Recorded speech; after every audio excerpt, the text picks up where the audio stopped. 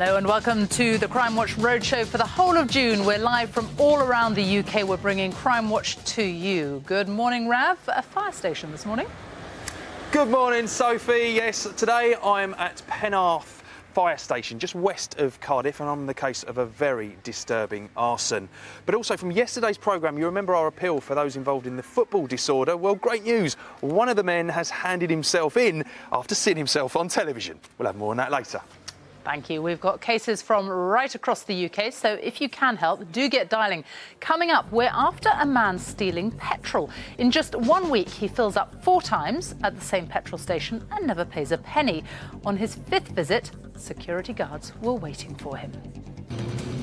I thought, get in front of him, he's not going to go through us. And I thought this would be good now, we've got him here. It's going to take a lot of the fuel theft away from our store. The security team felt they had their man cornered, but the driver had other ideas. At this point, I thought, this is going to hurt. I bet he did. Well, it's pretty dramatic stuff. Find out what happened later. But our first story this morning is from Penarth in South Wales. It centres around a dangerous and senseless act of destruction that has left a grieving family even more shattered. On the 4th of May, an act of vandalism robbed a grieving family of irreplaceable belongings. It just represented who Keith was. That was the last shred that we had of him. This was just another blow, you know, and you just question why. Keith Hughes was one of 4 brothers, the 3rd in the family. Keith was a free spirit. Keith lived his life as he wanted to live his life. He wanted to go out, explore the world, and he lived life to the full. Fun. His brain was, but he was a very clever guy, and he was a very caring individual. He'd always look out for other people and seek to help them. Those that met Keith could never fail to be impressed by his warmth and his compassion, and we loved him.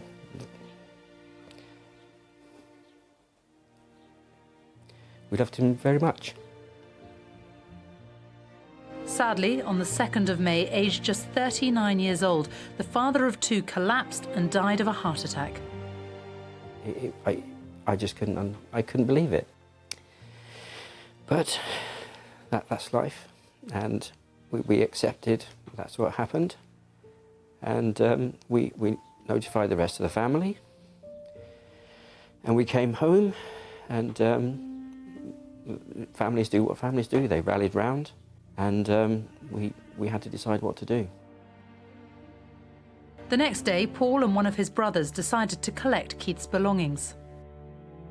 We wanted mementos of Keith. We wanted to make sure that we had something to remember him by, because you could pack pretty much all of Keith's belongings into 2 suitcases or 4 rucksacks he'd probably have. So we wanted to make sure that his daughter had some mementos of Keith, and likewise his son.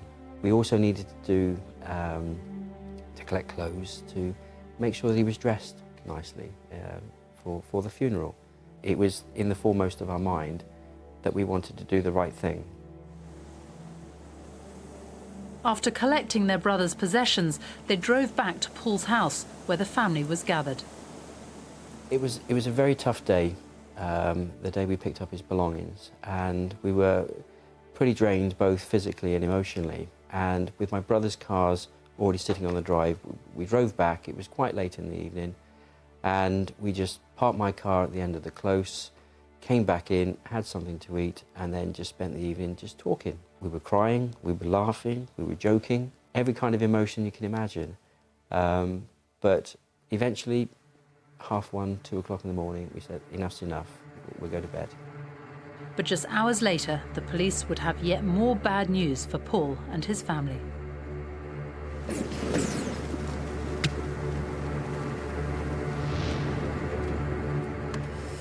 We'll find out later exactly what happened that night and also how the family are coping. Also coming up on this morning's show, we're joined by Penny Roberts from BBC Wales Today. Good morning, Penny. Morning, Sophie. And this morning we're on the trail of the cheeky thieves who walk straight into people's offices pretending to empty the bins.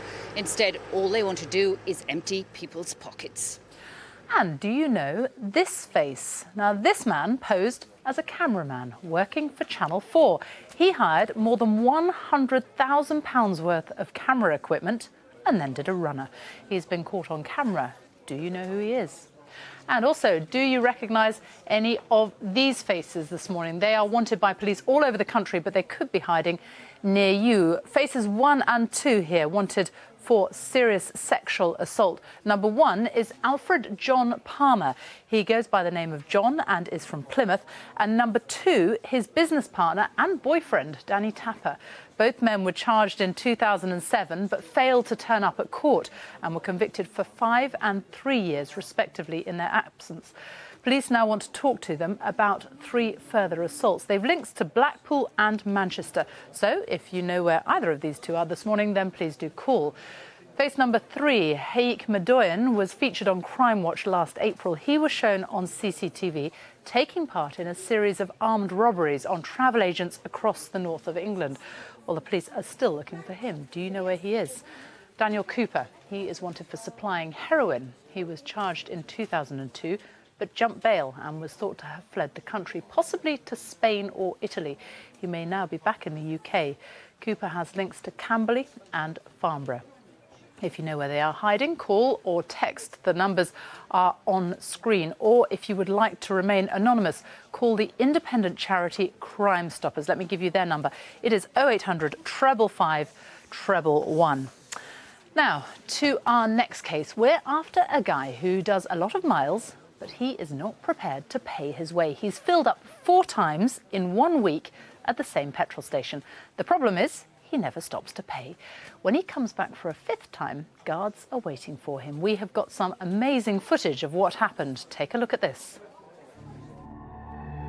All we heard was the engine and the wheel screeching. At this point, I thought, this is going to hurt. He clipped my back of my leg and my shoulder fell onto the side of the car. To just drive through a person, you know, it's such a disregard for human life. It's a busy Friday evening at this Tesco petrol station in Cardiff as people fill up for the weekend. But during 1 week in April, the security team really had their work cut out. There'd been a spate of petrol thefts, and on each occasion, the same vehicle was involved.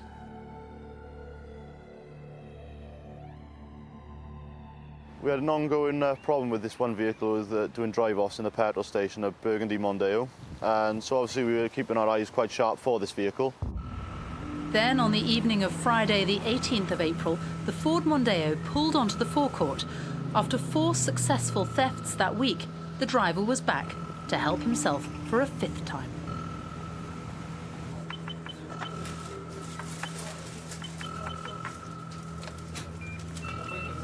It's the same car.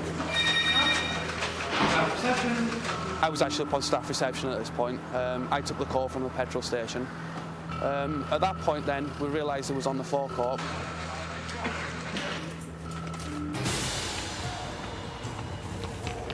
I was just about to go on my break. I was in the staff reception when we received the call.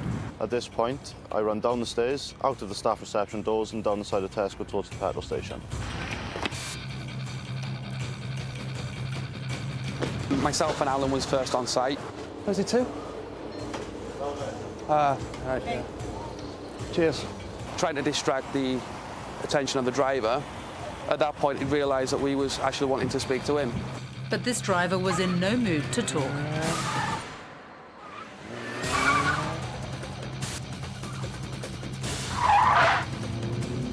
I thought, get in front of him, he's not going to go through us. And I thought, this would be good now, we've got him here. It's going to take a lot of the fuel theft away from our store.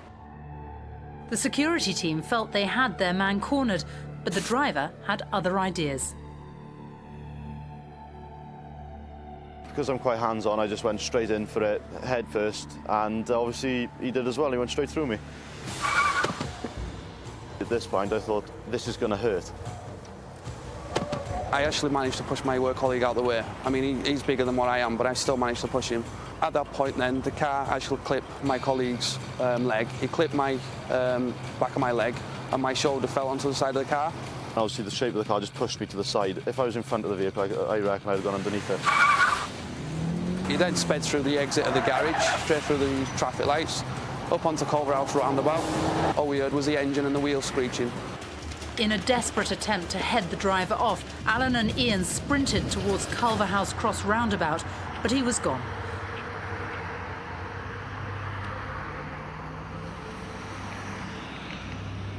Not only were Alan and Ian brave, they were also very lucky. One slip, and this could have been a very different story. I could have gone under the vehicle and broken legs, broken ribs, for example. I could have broke my hand. I could have calmed down and hit my head quite nastily. There's, you know, quite a few nasty outcomes that could have occurred from the incident. But obviously I was quite lucky not to come away with anything. They certainly were lucky, Rav, weren't they? I think lucky's an understatement, Sophie. They're very, very, very lucky to be here. The boys are with me now, as well as DIQ Thomas, who's leading the investigation. First up with you, Ian. Did you expect this guy in any way to do what he did? No, not at all. End of the day, when I go to work, I do my job as best as I'm able to do. To me, my job is my job. Once I'm out of work, my own life's my own life. OK, but you actually got hit by this vehicle, Yes, didn't you? I did. Where did it hit you? It's hit me on the side of the leg and obviously my buttock as well. So you are extremely lucky to be Yeah. here. Now, Alan, you actually got a look at this guy, didn't you, when you ran over there? Yeah, well, when he was driving through us, we did have a good look, seeing as I was so close to the fella. He was around 20 to 30 years of age, short, dark hair, unkempt, you know, unshaven, and also he had a tooth missing in the top front. So he's quite a distinguishable car. I was hoping we'd be able to get him with this programme now. Now, have you had to deal with this sort of thing before? I haven't had to deal with things like this before, as I'm new to the security industry, but if it's going to keep like this, it's at least going to keep the work interesting. But coming into the industry, thinking two security guards running over to a suspected criminal, did you expect him to just stop? No, we're just doing our job. We don't expect to get run over doing work, you know, we just do our jobs like other people. OK, now you're looking into this case here. When and where did this happen? Can you remind us? It was Thursday the 18th of April at Culverhouse Cross in Cardiff, approximately 7:15 in the evening. You take this sort of crime really seriously, don't you? Yeah, it's not just the fact that they've stolen petrol on 4 occasions, it's the manner of driving at 2 security guards on the forecourt at Tesco's, and then speeding off along the interchange through red traffic lights down into Ely and missing, I assume, lots of people who were travelling on the road at the time. So in addition to the suspected theft, there's also a lot of potential driving offences that you're looking into as well? It's the driving that makes it more serious than just the thefts. The manner of driving, the potential that driving could have caused. Now, this was the 5th attempt. There was 4 previous attempts where he actually stole the fuel, Yeah. or was suspected of stealing that fuel. He's either doing thousands of miles or he's doing something else with it. He's obviously selling the petrol on, because in the back of the car there were petrol tanks, and somebody out there is receiving petrol off him, so somebody knows who he is, and we're asking for him to come, or for that person to come forward, or somebody to let us know who he is. That's right, we're all paying for the fuel, prices are going up, so he shouldn't be no different. Now, just remind us about the vehicle that we're looking for. It's a burgundy Ford Mondeo that was stolen from Barry and later found abandoned in Ely. So we want any information about that being driven around by this guy. And if you, just to recap, have a look at this CCTV now. You can see the driver go off, and it's after that he was extremely reckless, wasn't he? Yeah, he's gone out onto the main road and through red traffic lights, regardless of anybody coming. And I suppose people are very, very lucky that there was no serious accidents. Absolutely. Well, they are lucky to be here. We've seen how reckless this guy is. We really need to find out who he is. If you can help, please call. Rav, thank you. Now for some more people caught on CCTV. Anyone look familiar? These 4 people are working together, but they're not about to do an honest day's work. They're after this elderly gent's cash card. The man waits in line at the Lloyd's TSB in Chislehurst. The guy in the baseball cap moves in, whilst the tubby guy with the grey sweat top and jogging bottoms moves to his left. Yep, they've got it. The old man is puzzled and walks away. The tubby man then enters the bank and is joined by this female accomplice. They use the stolen card to withdraw cash. The rest of the gang hang around like a bad smell. Here they are again. Let's get them quick. This unhappy customer wants a refund on his mobile top-up at this BP garage in Orpington. He's not taking no for an answer. An argument develops and his hissy fit falls on deaf ears, and he's having none of it. He decides if he can't have a refund, he'll top up with chocks instead. How sweet. Who is he? Rye Lane, Peckham, South East London, and these 2 women are in a jeweller's browsing for neck chains. One asks to see a chain, while the other smooths her hair. It looks fine, love. She then joins her companion and tries a chain on for size, then hands it to her friend, who tries it on. She likes this one. So much so, she sprints right out of the door with it. The jeweller's quick off the mark and tries to keep hold of her mate, but she's not hanging around either. Know them? It's time to stop them. Next, we need to find this man. As he walked past the Labour Party offices in North London, he takes it upon himself to scratch the word Nazi into the office window. He runs off, leaving his stuff on the floor. He then has the cheek to return to collect his bags. He's confronted by an office worker, argues, and then walks off. Totally unacceptable. Who is he? Who is he indeed? Do you recognise anyone? Do call us. The numbers are on screen throughout the show. Now, let me give you a quick update on what's been coming in on the phones. One of the men we were appealing for yesterday in connection with allegations of disorder at the Cardiff versus Swansea football match has handed himself in. He has been released on bail and may face charges. We'll keep you posted on that one. And on the case where distraction burglars made off with a safe belonging to pensioner Anne Croon, well, we've had an interesting lead on the car, a bit like this one that was used for the getaway. A VW Golf with a damaged bumper has been spotted near the crime scene. Your calls really can make a difference, so please do get in touch if you think you can help on any of our cases. Right now, though, let's go back to Rav. Here we go.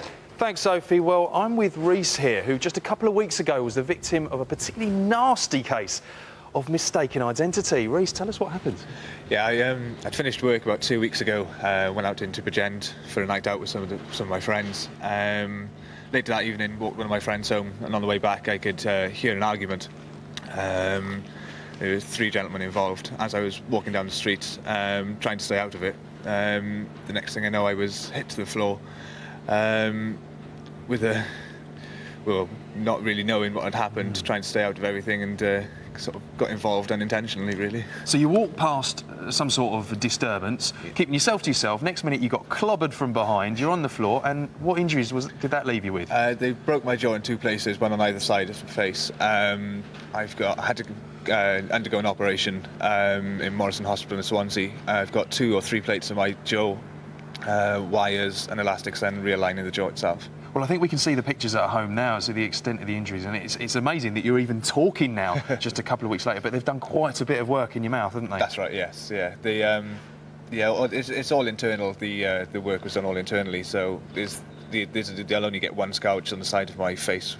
I've got some stitches there, so... OK, well, I'll try not to make you talk too much, because you know you're still under repair there. Now, DC Joy Howes, you're looking into this case, aren't you? Right, yes. What can you tell us about it? Well, it is an unprovoked attack, and we believe it was mistaken identity. It's rare. It's not an everyday occurrence in this area, but Morver Street, where it happened in Bridgend, is a common route for persons to go back and forth to town on a night. So we're looking for anybody really who witnessed it or knows anything about it. Like you say, it's a common route. It's late at night, but people are going to be coming out of the clubs and pubs, and you want to hear from those. But in particular, anyone that could have involved themselves in this argument. That's right. As Reece said, there was 3 males involved in the argument, and we're looking for 1 male in particular who may have been subject to verbal abuse on the night of the 29th of May, about 2:30 in the morning. OK. All right, then. Well, thank you for joining us, and hopefully we get some calls. You look after your mouth there, Reece. And if you can help, you've seen what it's done to this poor guy, mistaken identity, give us a call and tell us what you know. Yes, you can call or text. The numbers are on screen right now. If you want to remain anonymous, call the independent charity Crime Stoppers. Their number 0800 555 111. Now, follow me over here, because right here we have Mike. He is a real cameraman, unlike the person that we're after this morning. Now, this man pretended to be making a documentary for Channel 4 and vanished with more than £100,000 worth of camera equipment. Later on, see if you can help us find him. And caught on CCTV. Now, take a look at these 2 guys on the right walking into a bar in London. The man sitting at a table nearest us has got a laptop by his feet. Watch our pair spot it, hook it with their feet and drag it away. Amazing, isn't it? No one seems to notice. If you have any idea who this pair are, do let us know.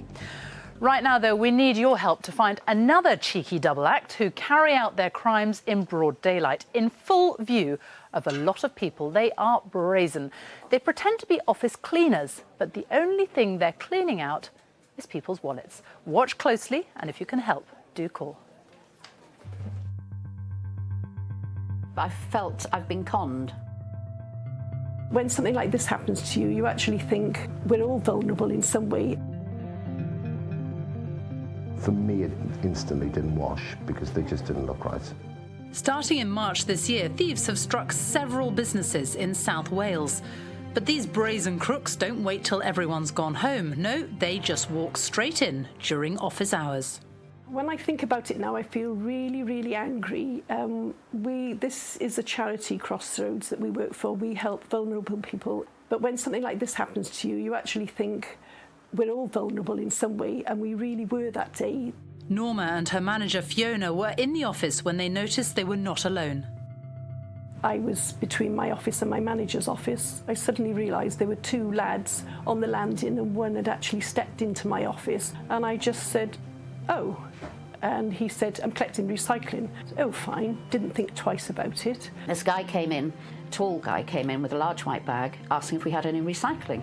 So I said, well, yeah, but most of it's up in the kitchen. I went up there, showing him where the town council keep all their recycling. But these men weren't here to empty the bins. They were here to fill their pockets. Fiona had gone into her room, picked up her bag, must have looked for her purse, realised it wasn't there, and called out, "I can't find my purse." And then I don't know who said, "Those lads," and then we all went, "Oh my God." When I actually realised that the wallet wasn't there, I thought, well, it must have been those two guys. It just suddenly, even though there's a 3-hour gap, I suddenly realised it must have been them. But Fiona had lost much more than her wallet that day. Well, I lost £50 in cash, and yeah, okay, no one can afford to lose £50. But I also lost something that was quite valuable to me. Better cut this out.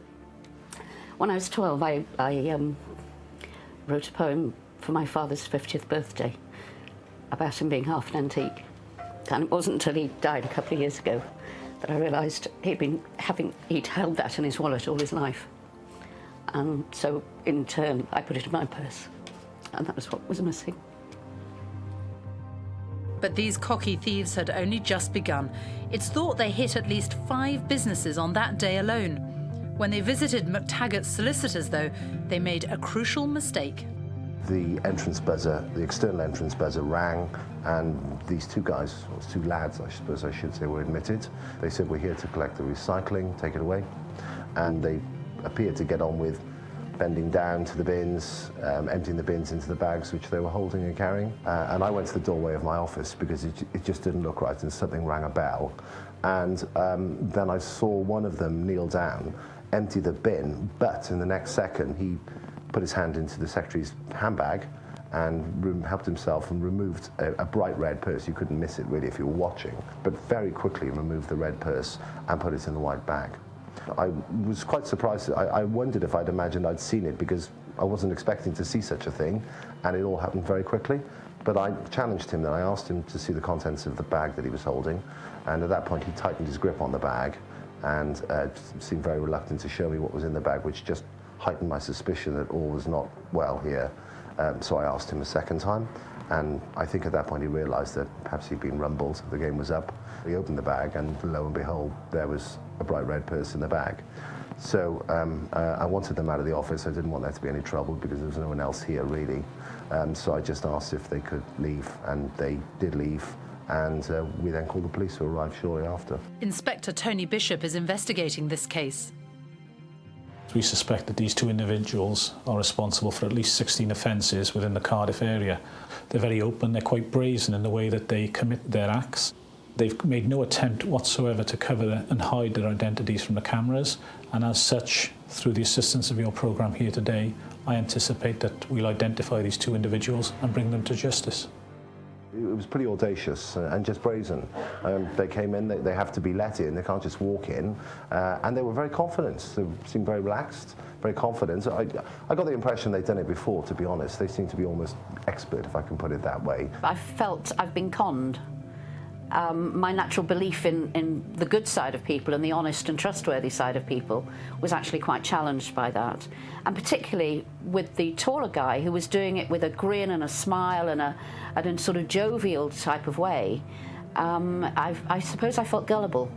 It's time to wipe the smiles off their faces. Take a closer look. Can you identify these men? 16 officers, but they've made some mistakes, Penny, haven't they? Yeah, they certainly got quite a few leads on this one, Sophie, and I'm with the man who knows all about it. It's Inspector Tony Bishop. Tony, pretty brazen pair. How on earth are they getting away with this? Yes, they're certainly a cool and calculated couple of con men who clearly have confidence in tricking their way into these offices and stealing persons' property. Now, you know that they've targeted 16 companies. Do you think there are other companies out there that are victims? Yes, I'm pretty certain, and people may not have realised they've been subject to criminal acts by these individuals. I would ask those people to come forward, contact South Wales Police, and we will investigate those offences. Can you quite believe that this has happened like this? Yes, I would say that obviously these two are cheeky individuals. Looks that they've done it before, and yes, we are investigating these offences. Now, remind us again who Crimewatch viewers should look out for. We're looking for two individuals, both in their 20s. One is of mixed race, about 6'2" in height. The other is a white male, about 5'6" in height, and obviously there are clear descriptions on the CCTV that is available to us. And what should companies do to stop them becoming victims? Well, they obviously have to ask for identification for anyone that attends at premises, and if they are uncertain, please check on the identification with the companies that these people purport that they are working for. Tony, thanks. Well, we've got some good descriptions. All we need now are names. Sophie. Penny, thank you very much. Now, have a look at some of these faces. See if you recognise any of this lot. Face number 5 down here. This is Bradley Okoro. He is wanted in connection with the attempted murder of a man in Huddersfield Town Centre in 2006. He was charged but skipped bail in April and has disappeared. Where is he this morning? Number 6, Michael Kenny. He was charged with 6 burglaries in November 2007, in which he stole more than £35,000 of art and antiques from houses across Yorkshire. Halfway through the trial, Kenny skipped bail and went on the run. He was found guilty in his absence and sentenced to 8 years in prison. Kenny has connections to Finchley in London and to Hartlepool. Number 7 here, Michael Franks is wanted for assault and witness intimidation. He failed to turn up at court and was convicted in his absence and sentenced to 4.5 years. Franks has links to Brinnington in Stockport and also goes by the name of Michael Lowe. Finally here we have Roderick Connell, wanted in relation to 6 residential burglaries in London. He is 50 and believed to be living in northwest London, possibly in Harrow, Hillingdon, Wembley or Hammersmith. If you've got any information on any of these faces, call us. The numbers are on the screen. And if you want another look, you can go to our website. Here it is, bbc.co.uk/Crimewatch Roadshow. Now, we've featured some pretty nasty assaults this month on the Crimewatch Roadshow, and this one we're about to show you is particularly shocking because the attacker is a woman. I'm joined by PC Gemma Havard from the Metropolitan Police. Good morning. Let's have a look at it right now, Gemma. What have we got here? Right, this is an incident that happened on the 27th of April in Enfield, North London. The female suspect goes into the shop, shouting and screaming, saying that the shopkeeper had sold her a faulty phone voucher and she's demanding her money back. Right. Shopkeeper tries to calm the situation down, but she soon grabs a bottle of wine and threatens to hit the shopkeeper over the head with it. And what happens next is extraordinary. Let's have a look at this. So there they are. Full-on fight. It's absolutely shocking, it really is. I mean, punches were thrown and Well, it continues on the floor, and at this point, the suspect bites a piece of the victim's ear off. A big chunk. I mean, he took a 4-centimetre chunk out of the guy's ear, didn't she? Quite a chunk. It's just vicious attack. It really You watch is. that, you forget it's a woman. I mean, it was a nasty assault. Yeah, it really is, and she's a regular customer, I'm told, as well. She's at the shop every other day. Wasn't getting much help from his colleague there, was he? No, not at all. So tell us about the woman you're looking for.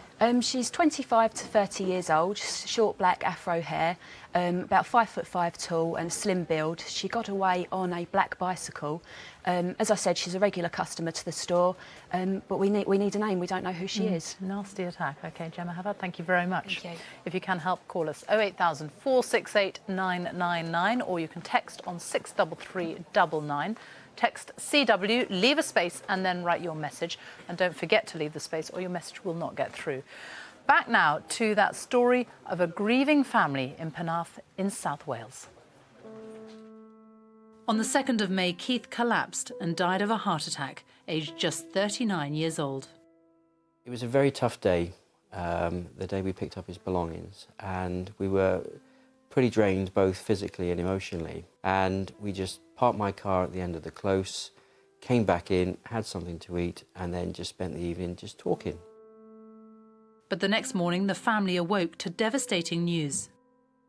We had a policeman knock on the door, which was, again, a bit surreal because we'd had a policeman knocking on the door, several days earlier, mentioning about Keith, and invited him into the house, and matter-of-factly, he sort of said, well, come here about your car. And completely, what about the car?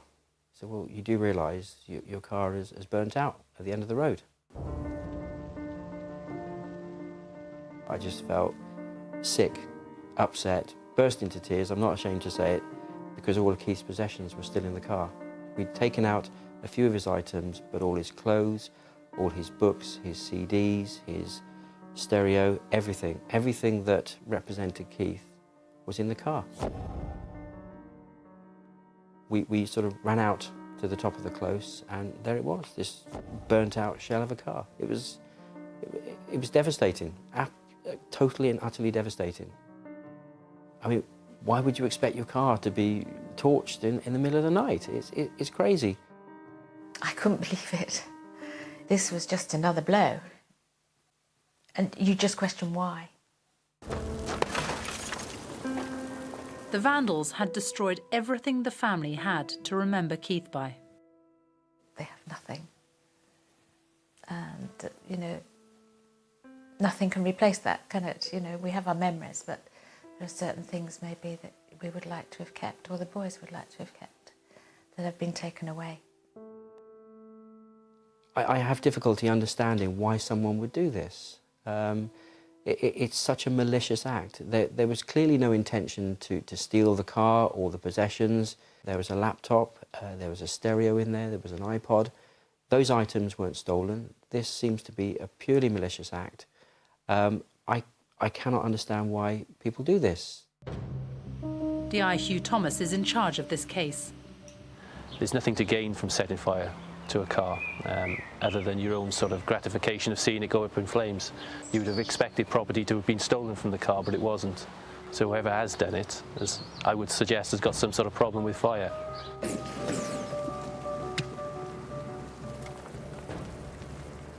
We're appealing for anybody who saw anything to sort of put Paul's mind at rest and to try and sort of bring some closure to what's occurred. I just want people to realise that the hurt that they cause, material destruction of property is bad enough, but to understand what that actually means to people, put themselves in our position. We're a grieving family, and then to have lost his possessions like that is just unbearable. Awful for that family, really mindless, wasn't it, Rav? It really was, Sophie, and what's worse, it was completely pointless. And I really hope someone at home can give us names for the vandals involved. Well, Mick, you're the head of fire investigation here in South Wales, and you've looked into this case, and do you think this was a deliberate act? Well, I've been investigating fires now for many, many years, and I'm quite comfortable that this was a deliberate act. Now, cars don't just ignite and go up, and especially the way that this car did, and you think something could have made it go like that, and these guys really meant business. There's no doubt in my mind that this car was arson, and whoever set fire to this car did so knowing full well that it would burn quite quickly, quite readily. OK, and some sort of accelerant could have been used in order to do that? Well, it's highly likely, yes. Yeah, OK, Mick, thank you. Well, you're looking into this case, aren't you? Yep. Why would someone do it? It's appalling. It's just mindless vandalism from my point of view, and I don't understand why they do these sort of things. OK, well, what have you got to go on? Not a lot, really, but I believe whoever's done it has hung around to see the extent of the fire that they've set. So I'm sure someone around there would have seen something, or somebody's been hanging around, or someone's spoken about it. So I'm sure there's somebody out there who knows something, who can give us a clue and give us a lead as to who's done it. And that's such an important point that you make there, because after dealing with arsons myself in a previous life, that is what they often do. They return to the scene of the crime to see their work, and you want anyone that was hanging around there, perhaps a little bit suspicious, you want those names to come forward. Yeah, and I'm sure somebody will have talked about it, so I would just want somebody to give us a ring and give us a clue as to who's set the fire. Now, Paul, I thank you for joining us today. I know it's hard, but what would it mean to you for someone to be caught for this? Well, we're a family grieving for the loss of a brother, and to have lost all his personal possessions, you know, treasured memories of our brother is just devastating. So, from our point of view, we want for people to realise the tragic consequences of their actions. And if by this we can prick someone's conscience, that they can come along and contact the police. We got some personal possessions, his wallet, his watch, but that's it. Everything else is gone. Okay, and it's just very hard to bear. All right, well, you've heard how it's hit the family so hard, who are still grieving. We need your help on this one. If you can help us out, give us a call. Rav, thank you very much. Well, your calls are flooding in this morning. Thank you to everybody who's called already. One of our wanted faces, this time from Tuesday's programme, has handed themselves in, and we've just heard that she is going to be attending court later today.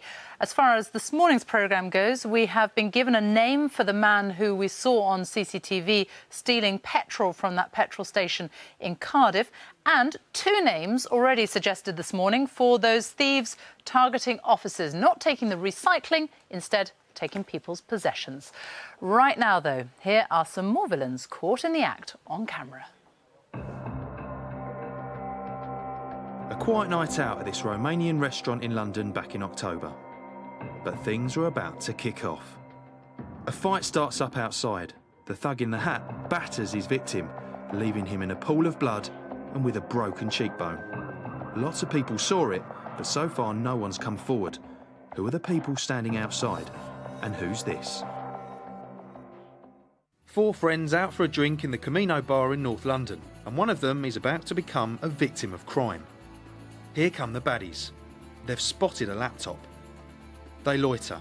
Then the bloke in the white and blue jacket checks the coast is clear before sliding the laptop bag with his foot. What a nerve. He then bends down, picks it up, and within seconds, they're gone. Only the camera saw what happened. A month later at the same bar, and the same two men are up to their old tricks. This time they join the party, slip around the back, and lift the bag from the sofa.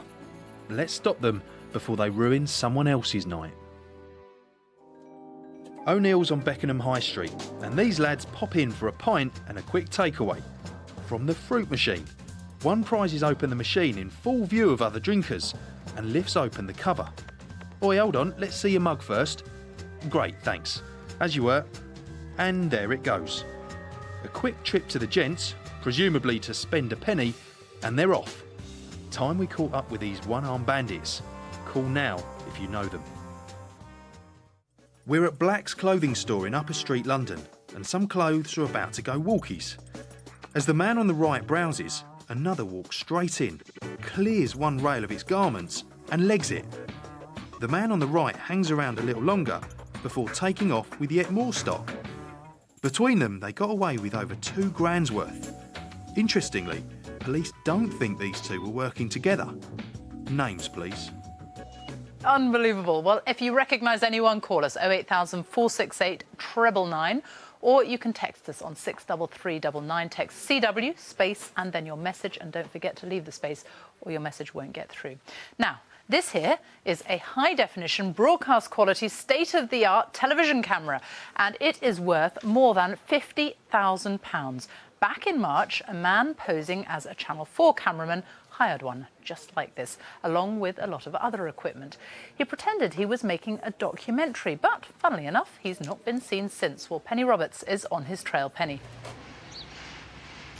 Certainly am, Sophie, and I'm joined now by DI Mark Clellan. Mark, tell us exactly what happened here. Well, this incident relates to theft of high-end video camera equipment. On Friday the 20th of March, our suspect went to the back of Cardiff railway station to meet an employee from the company. Over the course of a few days, they'd contacted each other by email and by mobile phone to arrange a transaction. The equipment was taken to the railway station, handed over to our suspect. £1,000 cash was handed over. He took the equipment, jumped in a silver people carrier and was never seen again. And he used an alias, didn't he? He gave the name of Playman Carlson, which is quite unusual, and he's quite a distinctive chap, so hopefully we can get him identified today. Now, this sort of camera is not your ordinary video camera. He seemed to know what he was up to. Yeah, I mean, obviously he's set up email accounts which are untraceable. He had to set up insurance to get the equipment in the first place. That was done with a stolen credit card. He's handed £1,000 cash over up front, and we're looking at £109,000 worth of equipment. So he's obviously well organised to get this equipment in the first place. Do you think he's done it before then? It's a very good chance he's done it before. The type of equipment we're looking at is high-end camera equipment. It's quite well organised, so the chances are he knows how to go about doing this, and there may be other victims out there who've been in similar circumstances. And remind us again, who should Crimewatch viewers keep an eye out for? Our man is a white male. He's 6 foot 4 inches tall, of slim build. He's very distinctive because he's got a shaved head. He wore glasses and he had a London accent. Now, the fact he shaved his head, wearing glasses and using an accent, could indicate he's trying to disguise himself, but the image is quite identifiable, so hopefully someone will recognise him. Let's hope so. Thanks, Mark. Well, you know what you can do if you can help. Just pick up the phone and get dialing. And Penny, somebody has already done just that. We have already had a name for that fake cameraman. That, of course, we will be passing on to police. Also, one of our wanted faces from yesterday's programme was arrested in Preston last night and is now in custody. And finally, lots of calls coming in today, and more names we've been given this morning for those robbers, the recycling robbers, as we're calling them, except what they were after was not the recycling, it was other people's possessions. So please do keep your calls coming. Rav, tomorrow's programme, what have you got for us? Right, well, sounds good, Sophie. You'll remember last week we showed you a street in Greater Manchester where 90 cars had been damaged. Well, tomorrow we're going to show you a street in Blaenavon here in Wales where 40 cars have had their tyres slashed. We're going to need your help on that one. It wasn't until I got to work and I rang the police that I started to really realise the scale of what really had gone on that night. And they just went from street to street in Blaenavon slashing tyres. From the top of the town to the bottom of the town and all the way up to Ford Side. And I don't know how many tyres were slashed up there. Maybe you will be able to help. More on that on tomorrow's Crimewatch Roadshow, as well as plenty of other cases from up and down the UK. Our lines are open all day, so please do keep your calls coming. We'll see you tomorrow, 9:15. Bye-bye.